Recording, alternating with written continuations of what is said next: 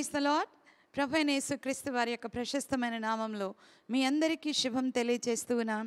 ఈ జీవవాక్యం అని చక్కని ఆధ్యాత్మిక కార్యక్రమానికి మిమ్మల్ని అందరినీ ప్రేమతో ఆహ్వానిస్తూ ఉన్నాం. ఈ కార్యక్రమం ద్వారా మిమ్మల్ని కలుసుకోవటం మాకెంతో సంతోషంగా ఉంది. దేవుడు ఈ కృపను మాకు అనుగ్రహించి ఉన్నాడు. మీ అందరితో వాక్యం పంచుకోవడానికి, దేవుడు ఇచ్చినటువంటి యొక్క చక్కని సందేశాన్ని మీ అందరికీ అందించటానికి దేవుడు తన కృపను అనుగ్రహిస్తూ ఉన్నాడు. దేవుడు తన వాక్యము ద్వారా తన ప్రజలను ఆయన బలపరిచే దేవుడు, స్వస్థపరిచే దేవుడు, సమాధానం ఇచ్చే దేవుడు, లేవనెత్తేటటువంటి దేవుడు అయి ఉన్నాడు. Praise the Lord. హల్లెలూయా. ఈ రోజున మన యొక్క ధ్యానాంశము దీనులకు కలుగు ఆశీర్వాదములు. అది దీనత్వము గురించి దేవుడు మనకు జ్ఞాపకం చేస్తున్నాడు. కాబట్టి ఈ యొక్క సమయంలో దీనులైనటువంటి వారు ఎలాంటి ఆశీర్వాదాలు పొందుకుంటారు, ఎలాంటి ధన్యత వాళ్ళు పొందుకుంటారు అనేటటువంటి విషయాన్ని దేవుడు మనందరితో మాట్లాడటానికి ఇష్టపడుతున్నాడు. ఈ దీనత్వము అనేటటువంటిది చాలా శక్తివంతమైనటువంటి లక్షణం. ఎవరైతే దీనులుగా ఈ దీనత్వాన్ని కలిగి ఉంటారో నిజముగా దేవుని యొద్ద నుండి వాళ్ళు అద్భుతమైనటువంటి ప్రతిఫలాన్ని వాళ్ళు పొందుకుంటారు. ఈ దీన స్వభావము అనేటటువంటిది అది మనకు మేలుకరమే కానీ హానికరము ఎంత మాత్రం కూడా కాదు. దీనత్వము ద్వారా, ఈ యొక్క దీన మనసు ద్వారా దేవుని యొక్క సన్నిధానములో మనం ముందుకు కొనసాగుతున్నప్పుడు, మనం జీవిస్తున్నప్పుడు మన హృదయాన్ని, మన యాటిట్యూడ్ని, మన ప్రవర్తనని, సమస్తాన్ని దేవుడు చూస్తున్నాడు. కనుక దేవుడు తప్పనిసరిగా దీనులైన వారిని ఆయన దీవించేటటువంటి దేవుడు, దీనులైన వారిని ఆయన ఆశీర్వదించేటటువంటి దేవుడై ఉన్నాడు. కాబట్టి మరి దేవుని యొక్క వాక్యంలో మనం చూస్తాం. మత్తయి సువార్త 5వ అధ్యాయము 3వ వచనంలో మనం చూస్తాం, ఆత్మ విషయమై దీనులైన వారు ధన్యులు, పరలోక రాజ్యము వారిది. Praise the Lord. ఎంత అద్భుతమైనటువంటి విషయం చూడండి. ఆత్మ విషయమై దీనులైన వారు ధన్యులు, పరలోక రాజ్యము వారిది. అంటే పరలోక రాజ్యం ఎవరు పొందుకుంటారు, ఎవరు స్వతంత్రించుకుంటారు, పరలోక రాజ్యంలో ఎవరు ఉంటారు అనంటే దీనులైన వారే, దీనత్వము కలిగినటువంటి వారే. కాబట్టి దీనులము కనుకని మనము దీనులము అని మనము ఏమాత్రము కూడా అంటే మేము చాలా తక్కువ అని అనుకోవడానికి వీలు లేదు. ఆ దీన స్వభావము, తగ్గించుకునేటటువంటి స్వభావము, ఆ వినయము కలిగినటువంటి స్వభావము, ఆ సాత్వికము కలిగినటువంటి స్వభావము మనము కలిగి ఉన్నప్పుడు నిజముగా పరలోక రాజ్యాన్ని మనము స్వతంత్రించుకుంటాం. Praise the Lord. కాబట్టి ఎంతో అద్భుతమైనటువంటి శక్తివంతమైనటువంటి లక్షణము ఈ దీనత్వము అనేటటువంటిది. ఇంకా కీర్తనకారుడు అంటాడు, మరి సామ్ 86 86వ కీర్తన 1వ వచనంలో, యెహోవా దీనుడను, నేను దీనుడను, దరిద్రుడను. అవును, దావీదులో మనం చూసేది ఏంటి అనంటే ఆ దీనత్వము, అదేవిధంగా వినయము కలిగిన మనస్సు, సాత్వికము ఆయనలో మనం చూస్తాం. అందుకే అంటాడు, నీ సాత్వికము నన్ను గొప్ప చేసెను అని. Praise the Lord. హల్లెలూయా. నిజంగా ఈ మాటలు చదువుతూ ఉంటే చాలా మనకు ప్రోత్సాహం కలుగుతుంది. ఎలా అంటే ఎంత చక్కని మాటలు కదా ఇవి. ఈ లక్షణాలు మన యొక్క జీవితంలో మనం కలిగి ఉంటాం. మనకెంత ఆశీర్వాదం. అవి కలిగి ఉండడానికి మనం ఆశపడాలి. గర్వించటానికి కాదు, లేకపోతే హెచ్చించుకోవటానికి కాదు, గొప్ప గొప్ప మాటలు మాట్లాడుకోవటానికి కాదు. మరి తాను హెచ్చించుకున్నవాడు తగ్గించబడునని దేవుని యొక్క వాక్యంలో మనం చూస్తున్నాం. కాబట్టి మరి దావీదు తన యొక్క జీవితంలో ఎంతగా హెచ్చింపు, ఘనత పొందుకున్నాడు. ఎందుకంటే అతడు దీనుడు. దేవుని యొక్క సన్నిధానంలో చెప్పుకుంటున్నాడు, అయ్యా నేను దీనుడను, దరిద్రుడను అని, నాలో ఏమీ లేదయ్యా. ఇంకా ఏమంటాడంటే, నేను చచ్చిన కుక్క వంటి వాడనయ్యా, నేను మిన్నల్లినయ్యా. ఇంకా ఈ విధంగా మరి పలుకుతూ ఉంటాడు. ఆ దీనత్వము అనేటటువంటిది అది శక్తివంతమైనటువంటిది లక్షణము అని పరిశుద్ధాత్మ దేవుడు మరి జ్ఞాపకం చేస్తూ ఉన్నాడు. కాబట్టి దీనులైనటువంటి వారు ఎలాంటి ఆశీర్వాదాలు పొందుకుంటారు, ఏ విధమైనటువంటి దీవెనలు ప్రభు దగ్గర నుండి పొందుకుంటారు, ఎలాంటి మేలు వారి యొక్క జీవితంలో పొందుకుంటారు అనేటటువంటిది పరిశుద్ధాత్మ దేవుడు మనతో మాట్లాడబోతున్నారు. మొట్టమొదటిగా మనం చూసినట్లయితే దీనులైన వారిని ఆ దేవుడు శ్రమలో నుండి రక్షించేటటువంటి దేవుడు అయ్యున్నాడు. చూడండి, మనము కీర్తన గ్రంథము 18వ కీర్తన 27వ వచనం, కీర్తనల గ్రంథము 18వ కీర్తన 27వ వచనంలో చూస్తే, శ్రమపడు వారిని రక్షించదవు, గర్విష్ఠులకు విరోధివై వారిని అణిచివేసెదవు. వారిని అణిచివేసెదవు. గర్విష్ఠులైన వారిని దేవుడు అణిచివేస్తాడంట. మరి ఎంత జాగ్రత్త పడాలండి. ఏ మాత్రమైనటువంటి గర్వం మన యొక్క హృదయంలో వచ్చినట్లయితే, దీనత్వం మనలో లేకపోయినట్లయితే దేవుడు వారిని అణిచివేస్తాడు అని మరి దేవుని యొక్క వాక్యం సెలవిస్తుంది. దీనులకు అండ ఎవరు అంటే దేవుడే. దీనులకు అండ. దీనులైనటువంటి వారు గొప్ప గొప్ప మాటలు మాట్లాడరు. దీనులైన వారు తమను గురించి గొప్ప గొప్పగా చెప్పుకోరు. దీనులైనటువంటి వారు ఒకటే మాట్లాడుతూ ఉండరు. వాళ్ళు మౌనంగా ఉంటారు. దీనత్వము కలిగి దేవుడే చూసుకుంటాడు. తమ వ్యాజ్యాన్ని దేవుడికి అప్పగించి వాళ్ళు మౌనంగా ఉన్నప్పుడు నిజంగా దేవుడు వారికి అండగా నిలుస్తాడు. Praise the Lord. హల్లెలూయా. దేవుడు వారికి అండగా నిలుస్తాడు. మనకి మనుషుల అండ కావాలా, దేవుని అండ కావాలండి? ఎవరండ మనకు కావాలి? మనకు దేవుని అండ కావాలి. కాబట్టి మనము దీనులమై, మనం కాదు మాట్లాడేది, దేవుడే మాట్లాడతాడు. కాబట్టి మన ప్రతి పరిస్థితిని కూడా ఆ దేవునికి అప్పగించుకున్నప్పుడు మన తగ్గింపు హృదయాన్ని ఆయన చూస్తాడు. కాబట్టి ఆయన మరి తన బిడ్డలను, దీనులైనటువంటి వారిని బలపరిచి శ్రమలో నుండి ఆయన రక్షించేటటువంటి దేవుడై ఉన్నాడు. ఎన్ని పరిస్థితులలో నుండి దావీదును దేవుడు రక్షించాడు, తప్పించాడు. ఎన్ని పరిస్థితుల నుంచి ఆయన తప్పించాడండి. ఎన్నో మరి ఎన్నో పరిస్థితుల నుంచి, అంటే ఎంతోమంది శత్రువుల చేతిలో నుండి ఆయన మరి దేవుడు దావీదును రక్షించాడు. Praise the Lord. కాబట్టి ఈ రోజున నువ్వు దీనత్వము కలిగి ఉండుట అది నీకు మేలు. దీన స్వభావము కలిగి ఉండుట మేలు. దీన మనస్సు అనే వస్త్రము కలిగి ఉండుట అది మనకు మేలు. మనము దీనులమై మనల్ని మనం తగ్గించుకున్నప్పుడు మనకు దేవుడు అండగా ఉంటాడు. Praise the Lord. హల్లెలూయా. మనము మన జ్ఞానము చొప్పున, మన యొక్క అహంకారం చొప్పున మనము ఏది కూడా చేయలేము. కాబట్టి దేవుని బిడ్డలైనటువంటి వారికి దేవుడు నేర్పించేది ఏంటి అంటే, నా కుమారుడా, నా కుమారి, నువ్వు దీనత్వము కలిగి ఉండు, నువ్వు తగ్గించుకొని ఉండు, నీ పరిస్థితులు నువ్వు దేవుని చేతికి అప్పగించు. దేవుడే నీ యొక్క దీనత్వమును చూసినప్పుడు ఆయన నీ పక్షమున చక్కని కార్యములు ఆయన జరిగించేటటువంటి దేవుడని మరి పరిశుద్ధాత్మ దేవుడు మాట్లాడుతున్నాడు. తర్వాత రెండవదిగా మనం చూస్తే, దీనులకు ఆయన తన మార్గమును నేర్పించును. హల్లెలూయా. అవునండి, దీనులకు ఆయన మార్గాలు నేర్పిస్తాడు, కానీ మరి అహంకారులకు ఆయన నేర్పించడు. దేవుని వాక్యంలో మనం చూస్తున్నాం. కీర్తనల గ్రంథము 25వ కీర్తన 9వ వచనంలో, న్యాయ విధులను బట్టి ఆయన దీనులను నడిపించును, తన మార్గమును దీనులకు నేర్పును. చదువుతుంటేనే ఆనందం కలుగుతుంది.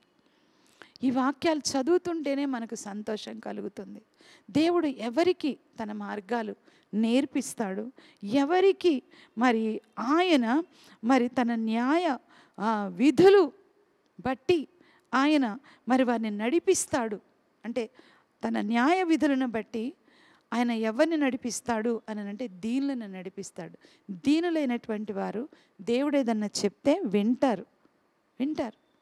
గర్విష్ఠులైన వాళ్ళు వినరండి, వినరు. నాకేంటి, తల్లిదండ్రుల మాట వినరు, దేవుడి మాట వినరు, ఇంకా మరి సంఘంలో దైవ సేవకులు ఏదన్నా చెప్తే అది కూడా వినరు.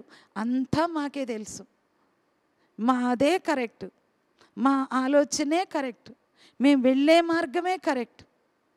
ఈ విధంగా చేసుకుని ఎంతో భయంకరమైనటువంటి పరిస్థితులకు లోనవుతూ ఉన్నారు. దేవుని వాక్యం చెప్తా ఉంది, దీనులను ఆయన నడిపించును, దీనులకు తన మార్గమును ఆయన నేర్పించును. Praise the Lord. హల్లెలూయా. కాబట్టి ఆయన సన్నిధిలో మనము దీనులమై ఉన్నప్పుడు ఆయన తన మార్గములను మన కొరకు తెరవ చేసేటటువంటి దేవుడు, ఆ మార్గంలో నడుచున్నట్లుగా మనకు నేర్పించేటటువంటి దేవుడై ఉన్నాడు. Praise the Lord. దేవుని యొక్క సన్నిధానంలో మనము తగ్గించుకోవటం అనేటటువంటిది ఎంతైనా కూడా ఆశీర్వాదం. అది మనకు కీడని అనుకోవద్దు. ఎవ్వరు కూడా మరి ఈ విధంగా దీన స్వభావం కలిగి ఉండుట మనకు కీడు, ఎవరు మనల్ని లెక్క చేస్తారు, మనల్ని మనం తగ్గించుకుంటే ఎవరు మనల్ని లెక్క చేస్తారు అని చెప్పి ఇలా అనుకోవద్దు. మనము తగ్గించుకున్నప్పుడు దేవుడు మన యొక్క తగ్గింపును ఆయన చూసి ఆయన తన మార్గములను మనకు నేర్పిస్తాడు. కీర్తనల గ్రంథం 103వ కీర్తన 7వ వచనంలో ఆయన మోషేకు తన మార్గములను తెలియచేసెను. ప్రైజ్ ద లార్డ్, హల్లెలూయా. ఎంత అద్భుతం కదా! మోషేకు తన మార్గములను తెలియచేశాడు. ఇశ్రాయేలు వంశస్థులకు తన క్రియలను కనుపరిచి ఉన్నాడు. అవునండి, ఈ రోజున దేవుడు నీకు ఒక మార్గమును, దీవెనకరమైన, నీకు శ్రేష్టమైన, నీకు మేలుకరమైన, నీ ఒక గోల్ మరి రీచ్ అవునట్లుగా నువ్వు వెళ్ళుటకు గాను ఒక మంచి మార్గము నీకు కావాలి అని అంటే నీవు దేవుని సన్నిధిలో దీనుడుగా ఉన్నప్పుడు ఆ మార్గాన్ని నువ్వు పొందుకుంటావు. మోషేకు తన మార్గములను ఆయన తెలియచేశాను. అంతేకాదు, మనకు ఆయన తన మార్గములను నేర్పించేటటువంటి దేవుడు, ఉపదేశం చేసేటటువంటి దేవుడు. నా కుమారుడా, ఇది మంచి మార్గము, దీనిలో నడువు అని ఆయన మనకు తెలియచేసేటటువంటి దేవుడు. యెషయా గ్రంథము 48వ అధ్యాయము 17వ వచనంలో మనం చూస్తే, నీకు ప్రయోజనము కలుగునట్లుగా నేను ఉపదేశము చేసేదను, నీవు నడవవలసిన త్రోవను నిన్ను నడిపించదను. Praise the lord. నీకు ప్రయోజనము కలుగునట్లుగా నీకు ఉపదేశము చేసేదను, నీవు నడవవలసిన త్రోవను నిన్ను నడిపించదను. నీవు నడవవలసిన మార్గములో నేను నడిపిస్తానంటున్నాడు. అది ఎవరికంటే దీనులకు మాత్రమే. కాబట్టి ఈ దేవుడు మనలను ప్రతి పరిస్థితి నుంచి కూడా ఆయనను రక్షించేటటువంటి దేవుడు, శ్రమలో నుండి రక్షించే దేవుడు. దావీదును అనేక పరిస్థితుల్లో నుంచి ఆయన రక్షించాడు. ఈవెన్ దానియేలును కూడా మనం చూసినప్పుడు, దానియేలును కూడా అనేకమైనటువంటి అపాయముల నుండి, పరిస్థితుల్లో నుండి ఆయన తప్పించి క్షేమముగా ఆయన ఉంచినటువంటి దేవుడు అయి ఉన్నాడు. ప్రైజ్ ద లార్డ్, హల్లెలూయా. మరి తన మార్గమును ఆయన దీనులకు నేర్పించును అనేటటువంటిది మనం చూసినట్లయితే యోసేపు యొక్క జీవితంలో మనం చూస్తాం. అవును, తన మార్గములను ఆయన మరి తన మార్గములను మోషేకు మనం తెలియజేసినట్లుగా చూస్తున్నాం. అదేవిధంగా మరి యోసేపు కూడా ఎంతో దీనుడు. అన్నలు ఎన్ని చేసినప్పటికీ కూడా మౌనంగానే ఉన్నాడు, దీనుడుగానే ఉన్నాడు. మరి ఎలాంటి మార్గంలో దేవుడు యోసేపుని నడిపించాడండి? అతని మార్గంలో అతను వెళ్ళి ఒక అద్భుతమైనటువంటి స్థానంలోనికి, ఉన్నతమైనటువంటి స్థానంలోనికి, ఒక అధికారి స్థానంలోనికి దేవుడు అతనిని నడిపించాడు. Praise the lord. దీవెనా కాదా? ఆశీర్వాదమా కాదా? ఈ రోజున దేవుడు నీతో కూడా మాట్లాడుతున్నాడు. ఈ యొక్క శక్తివంతమైన లక్షణము, ఈ దీనత్వం అనేటటువంటి లక్షణము నువ్వు కలిగి ఉన్నప్పుడు ఎంతో ఆశీర్వాదాన్ని నీ జీవితంలో నువ్వు పొందుకుంటావు అని చెప్పి దేవుడు మాట్లాడుతున్నాడు.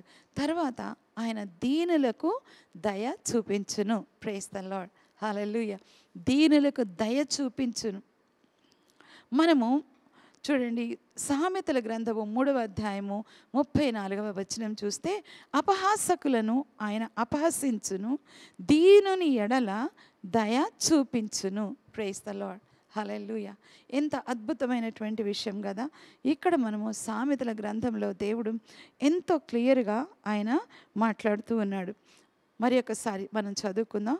3వ అధ్యాయము 34వ వచనం. ప్రైజ్ ద లార్డ్, హల్లెలూయా. 3వ అధ్యాయము 34వ వచనం అందరం కూడా చదువుకుందాం. అపహాసకులను ఆయన అపహసించును, దీనుని ఎడల ఆయన దయ చూపించును. ఎంత మాట కదా! ఊరికే ఎగతాళి మాట్లాడతారు. దేవుని బిడ్డలను చూసిన ఎగతాళి చేస్తారండి చాలామంది. అబ్బో, వీళ్ళకి భక్తి ఎక్కువ, వీళ్ళేదో అది ఇదని మాట్లాడుతూ ఉంటారు. అపహసించేది వారి యొక్క అలవాటు. ఏది చూసినా ఎగతాళి చేస్తారు, అపహసిస్తారు. అందుకే అపహాసకులు కూర్చుండు చోటను కూర్చుండక అని మొదటి కీర్తనలో మనం చూస్తాం. చాలా జాగ్రత్తగా ఉండాలి. పిచ్చి పిచ్చి లోకపు మాటలు మాట్లాడుకుంటూ, వ్యర్థమైనటువంటి మాటలు మాట్లాడుకుంటూ బ్రతుకుతూ ఉంటారు చాలామంది. అలాంటి అపహాసమైనటువంటి మాటలు మాట్లాడకుండగా మనము దీన స్వభావము కలిగి మనము మౌనముగా ఉన్నప్పుడు ఆ దేవుని యొక్క దయ మనము పొందుకుంటాం. ఆ దయ మన ఎడల చూపిస్తాడంటండి. అవును దేవుని బిడలారా, అపహాసకులకు కాదు కానీ దేవుని దయ, దీనుని ఎడల ఆయన దయ చూపించేటటువంటి దేవుడు.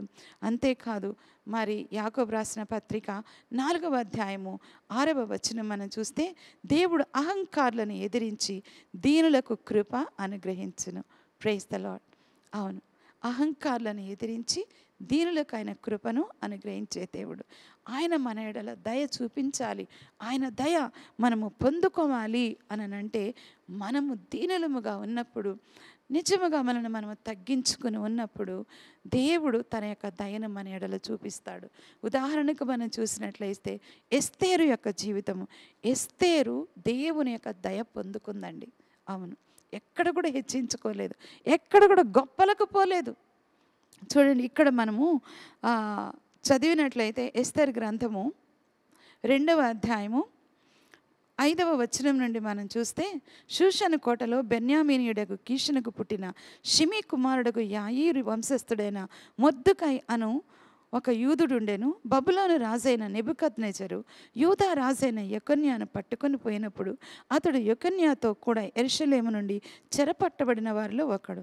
తన పినతండ్రి కుమార్తె అయిన హదస్సా అను ఎస్తేరు తల్లిదండ్రులు లేనిదై ఉండగా అతడు ఆమెను పెంచుకొనెను. ఆమె అందమైన రూపమును సుందర ముఖమును కలదయుండెను. ఆమె తల్లిదండ్రులు మరణము పొందిన తరువాత మొర్దెకై ఆమెను తన కుమార్తెగా స్వీకరించెను. మరి ఇక్కడ ఇంకా 8వ వచనం కూడా చదువుదాం.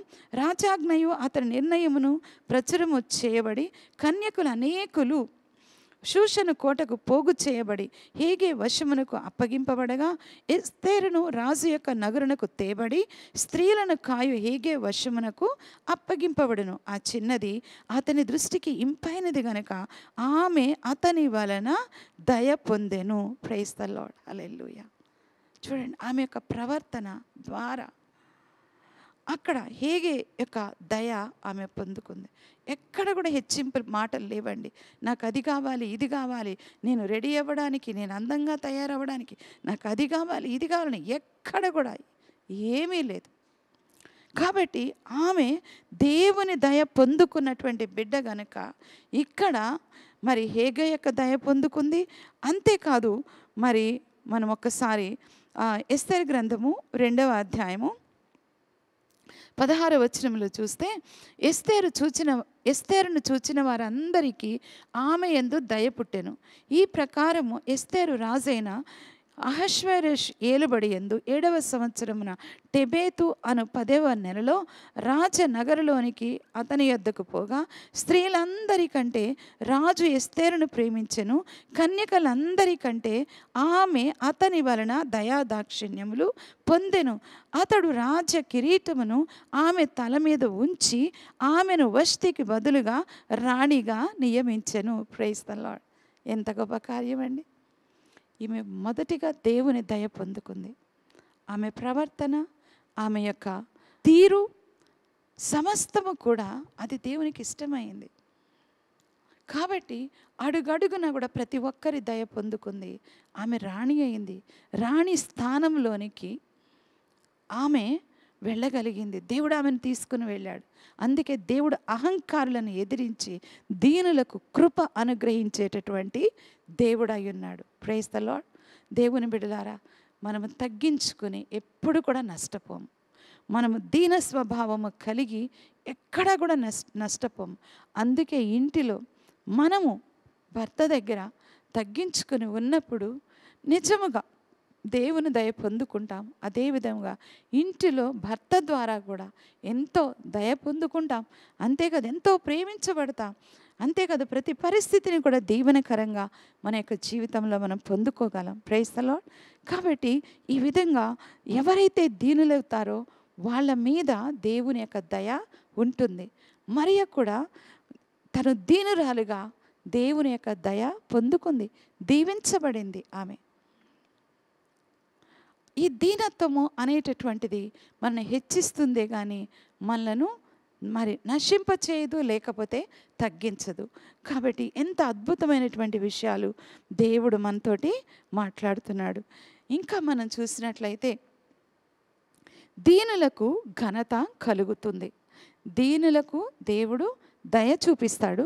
అదేవిధంగా ఇక్కడ దీనులకు ఘనత కలుగుతుంది. ప్రైజ్ ద లార్డ్, హల్లెలూయా. కీర్తనల గ్రంథం కాదు, సామెతల గ్రంథము 15వ అధ్యాయము 33వ వచనం చూస్తే, యెహోవా యందు భయభక్తులు కలిగిండుట జ్ఞానాభ్యాసమునకు సాధనము, ఘనతకు ముందు వినయముండును. హల్లెలూయా, అద్భుతం కదా. ఘనతకు ముందు వినయముండును. ఘనతకు ముందు ఆ తగ్గింపు స్వభావము ఉంటుంది. ఈ దీన స్వభావము అనేటటువంటిది, ఈ వినయము అనేటటువంటిది మన యొక్క జీవితంలో మనకు ఘనతను తీసుకొని వస్తుంది. ఎస్తేరు జీవితంలో అది మనం చూసాం, ఆ ఘనత అనేటటువంటిది. మరి ఇక్కడ ఈ ఘనత ప్రతి ఒక్కరి జీవితంలో కూడా మనము ఘనతను పొందుకోవాలి అనేటటువంటిది ఆశించినట్లయితే, నీవు ఖచ్చితముగా నీ హృదయంలో, నీ యొక్క ప్రవర్తనలో, నీ మనస్సులో, నీ మాట తీరులో, అన్నింటిలో కూడా ఈ దీన స్వభావం నీవు కలిగి ఉండాలి. అందుని బట్టే ఎస్తేరు ఘనత పొందుకుంది. ఒక ఘనతకు తగినటువంటి ఆ స్థానములోనికి ఆమె వచ్చింది. దేవుడు ఆమెను తీసుకుని వచ్చి ఉన్నాడు. దేవుడు ఆమె మీద దయ చూపించాడు. మరి అందరి యొక్క దయ పొందుకుంది. తర్వాత ఆమె ఘనతను పొందుకుంది. కాబట్టి వినయముతో ఘనత ఉంటుంది అనేటటువంటిది దేవుని యొక్క వాక్యం మనకు తెలియచేస్తూ ఉంది. ఘనతకు ముందు వినయముండును అని మరి సామెతల గ్రంథము 18వ అధ్యాయం 12వ వచనంలో కూడా వ్రాయబడింది. ఘనతకు ముందు వినయముండును అనేటటువంటి మాట. కాబట్టి ఈ యొక్క ఘనత ఎక్కడ మొదలవుతుంది అని అంటే, ఘనత ఎక్కడ మొదలవుతుంది అని అంటే, నువ్వు ఎప్పుడైతే దీన స్వభావం కలిగి ఉంటావో, ఆ దీనత్వం కలిగి ఉంటావో, అక్కడ ఈ ఘనత అనేటటువంటిది మొదలవుతుంది. కాబట్టి దేవుని యొక్క వాక్యంలో మరి దేవుడు మనకు తెలియచేసేటటువంటిది ప్రతి ఒక్క విషయము, దేవుడు మనతో మాట్లాడేటటువంటి ప్రతి మాటకు మనము చోటు ఇస్తే మన జీవితాలు మార్చబడతాయి, మన యొక్క ఆలోచనలు మార్చబడతాయి, మన మాట తీరు మార్చబడుతుంది, మనకు మరి ఆ యొక్క ప్రవర్తన మార్చబడుతుంది. చాలామంది వాక్యాన్ని వాక్యంగా తీసుకోరు, వింటారు, వెళ్ళిపోతారు అంతే. జస్ట్ చెవులతో అట్లా వింటారు, హృదయంలోనికి తీసుకోరు. దేవుడు నాతో ఏం మాట్లాడుతున్నాడు, దేవుడు నాలో ఏం కావాలని కోరుకుంటున్నాడు, దేవుడు నాలో నుండి ఏం ఎక్స్పెక్ట్ చేస్తున్నాడు. నేనైతే దేవుడిని అడుగుతున్నాను, దేవా నన్ను హెచ్చించు, దేవా నన్ను ఘనపరచు, దేవా నన్ను ఒక ఉన్నత స్థానంలోనికి తీసుకుని వెళ్ళు, దేవా నాకు ఒక ఉన్నతమైన ఉద్యోగం నాకు ఇవ్వు, ఒక ఉన్నతమైనటువంటి రీతిలో నన్ను నడిపించు అని అడుగుతున్నారే. కానీ దేవుడు కోరుకున్నటువంటి ఆ దీన స్వభావము మరి వారు కలిగి ఉండాలి. ఆ దీన స్వభావము వారి యొక్క హృదయంలో ఉండాలి అనేటటువంటిది గ్రహించటం లేదు. దేవుడు చెప్పే మాటనేమో త్రోసివేస్తాము, మనకేం కావాలో అది ఇవ్వు ఇవ్వు ఇవ్వు అని మనము దేవుడిని అడుగుతూ ఉంటాం. మరి నువ్వెంతకాలం అడిగినా కూడా అది నువ్వు పొందుకోలేవు. నీవు చేయవలసింది నువ్వు చేయాలి, మనము చేయవలసింది మనం చేయాలి. మనం ఎలా తగ్గించుకోవాలి, ఎలా దీనత్వం కలిగి ఉండాలి, ఎలా సాత్వికం మనము కలిగి ఉండాలి, మరి దేవుని వాక్యం ఏమి చెప్తుంది, నా యాటిట్యూడ్ ఎలా ఉంది, నా మాట తీరు ఎలా ఉంది, నా ప్రార్థన జీవితం ఎలా ఉంది, నా యొక్క ప్రవర్తన ఎలా ఉంది అని మనం ఒక్కసారి పరీక్ష చేసుకుంటే అప్పుడు మనకు అర్థమవుతుంది. మనం సరి చేసుకొని అప్పుడు నేను దీన స్వభావం కలిగి ఉండాలి, నేను దీనురాలుగా ఉండాలి, నేను దీనురాలునయ్యా అని చెప్పి మరి ఆ విధమైనటువంటి స్వభావంలోనికి మనము రాగలము. ఆ విధంగా వచ్చినప్పుడు దేవుని యొక్క దీవెన మనం పొందుకుంటాం.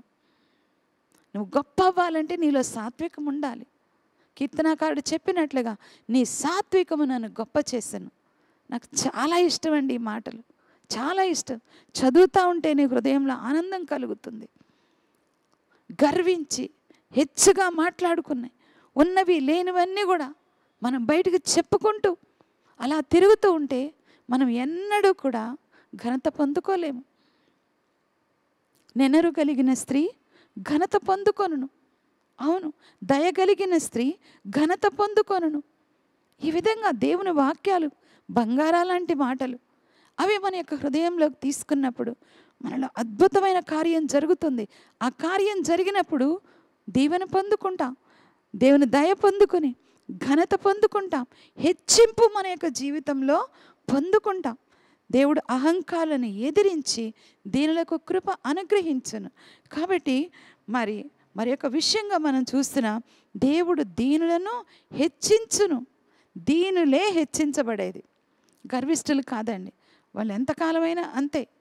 కాబట్టి దేవునికి భయపడదాం, దేవుని మాటలు మనం రిసీవ్ చేసుకుందాం, దేవుని మాటలు మన హృదయంలో ముద్రించుకుందాం, దేవుని వాక్యానికి మనము స్థానం ఇద్దాం. ఆ దేవుని వాక్యము ద్వారా మన యొక్క హృదయాన్ని మార్చుకుందాం, మన యొక్క పద్ధతిని మార్చుకుందాం, మన తీరును మనం మార్చుకుందాం.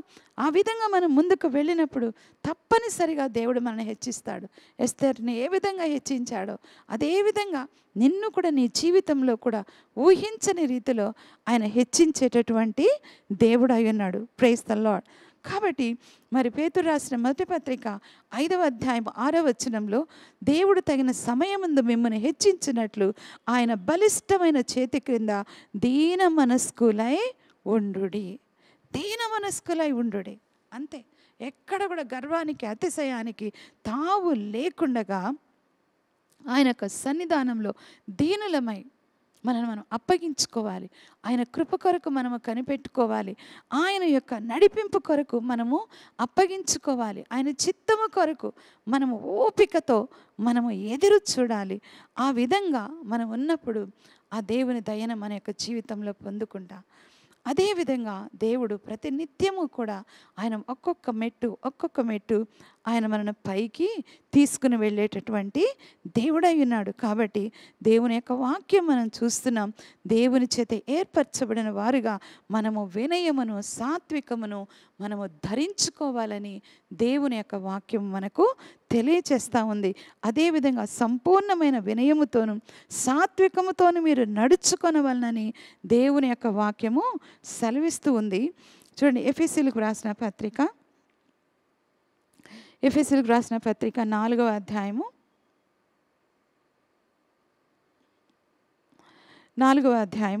2వ వచనంలో, మీరు పిలువబడిన పిలుపునకు తగినట్లుగా దీర్ఘశాంతముతో కూడిన సంపూర్ణ వినయముతోనూ సాత్వికముతోనూ నడుచుకొనవలనని ప్రభువును బట్టి ఖైదీనైన నేను మిమ్మల్ని బతిమాలు కొనుచున్నాను. Praise the Lord. అది మనం ఎలా నడుచుకోవాలి, మనం ఎలా నడవాలి, ముందే మనం చెప్పుకున్న దీనులకు తన మార్గమును ఆయన నేర్పించును.